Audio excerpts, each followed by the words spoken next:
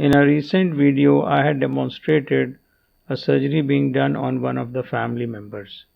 And here we have another situation where the family member who was being operated is an only eyed individual. Now, this is the kind of cataract this person had, and unfortunately, because of an accident, the other eye was lost. So, the surgery has been initiated, and the incision is placed at the steep meridian.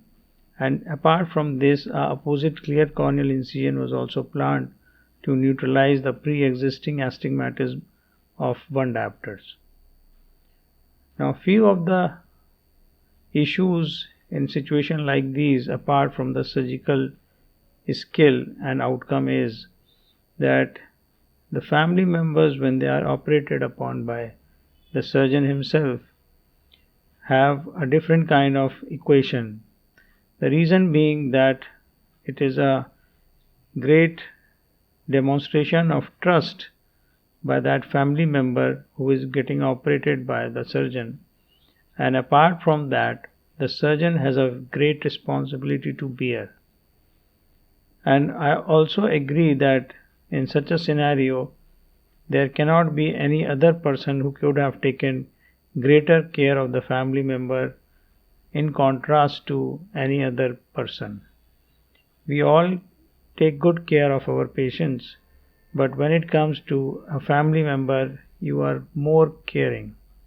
However, the kind of responsibility this puts a person into may cause some kind of nervousness, and that is why few of my colleagues have got their near dear ones operated by one of their own colleagues and not themselves.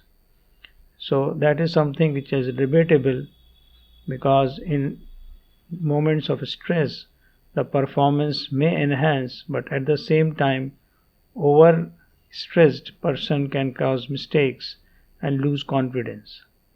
So here this was not a very difficult case. It was nuclear sclerosis grade 2 to 3, and the eye is quite pleasant in the sense that it has no comorbidity.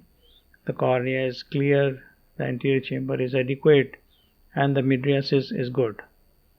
So up till now we have removed the nucleus and the epinucleus, and now we are going ahead to remove the remaining cortical matter.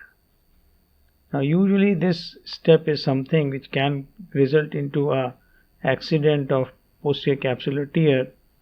So I was very vigilant, and although this part of the surgery is not very challenging, but at this moment when there was just some amount of some incisional cortex left behind, I was really wondering whether I should implant the lens and then proceed, or should I just go ahead and remove this cortex.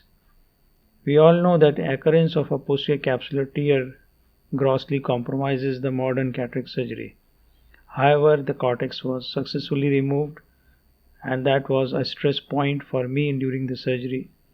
And here goes the intraocular lens, and this was supposed to be a bifocal lens, enabling this patient, rather my uncle, to be able to see near and distance both with the only eye which he had.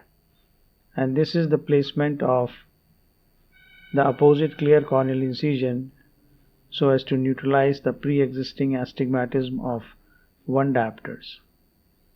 So it was a huge relief for me to be able to finish this surgery, and it was something like a big responsibility for me.